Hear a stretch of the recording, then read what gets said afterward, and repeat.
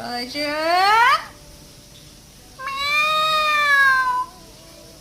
তোজো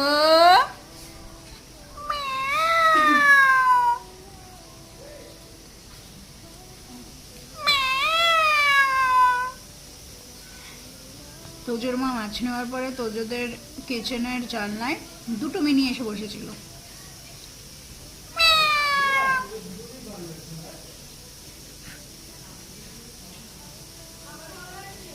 তোজো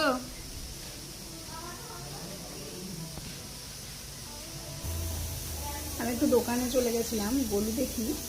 আমি তো 2 piece biscuit খেয়েছি, 2 পিস এখনো রয়েছে, আর চাটাও রয়েছে, মানে কোনো কিছুতে মুখ দেওয়ার কোনো ব্যাপারই নেই, দেবোই না।